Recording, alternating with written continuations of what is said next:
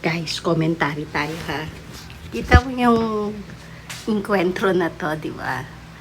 Ako, parang naisip ko, hinawakan ni Julia yung kamay ni Bea pagkaabot nung baso, wine glass. Sabi, o sakto puno ha, pero wag mong isasaboy sa akin.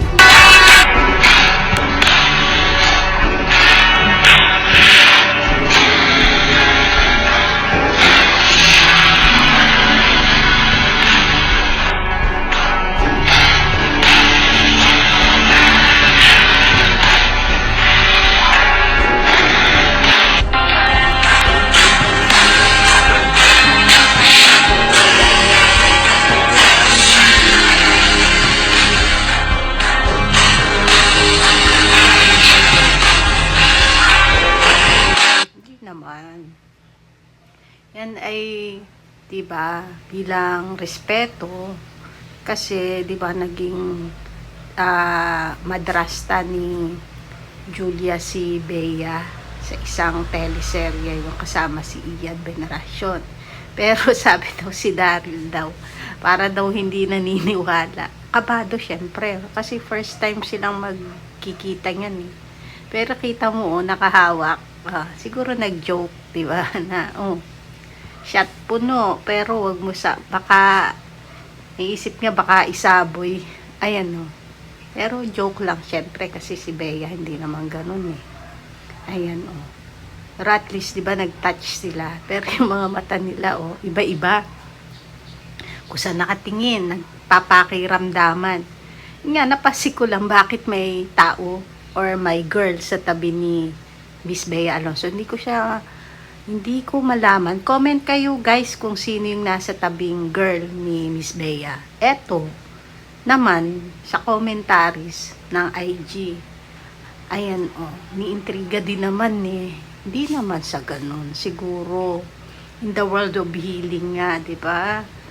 Parang ako din kung senior ko or mas 'di ba? Mas nakasama mo yung isang katrabaho mo na senior sa'yo, aabutan mo, di ba? Kesa naman si Miss Bea ba mag-aabot.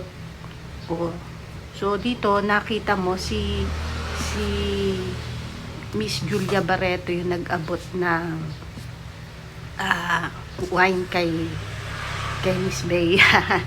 Yun nga lang, di ba? Sabi ni Miss Bea, kapag kalasing siya or nakainom, hindi nga daw alam kung anong ginagawa niya. So, na-timing yan, di ba?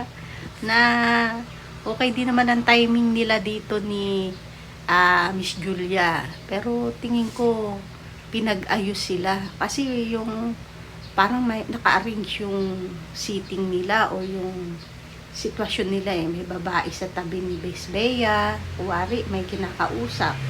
And then, may nag-abot na lalaki, si Daryl.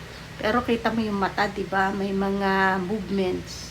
And then si Miss Julia Barreto, siya yung lumapit.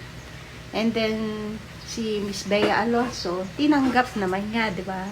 And then yung tawa, pag ano yung tawa ni Miss Bea, ano yung totoo? Totoo yun,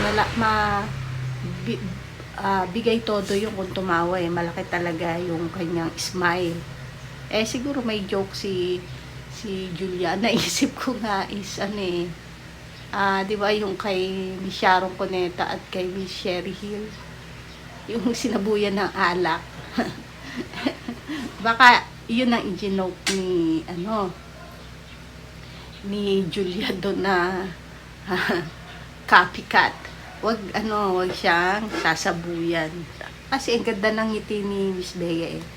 Pero kung ganito, nagkaayos na yung dalawa, di ba? Baka pagsasamahin na yan sa teleserye o isang project.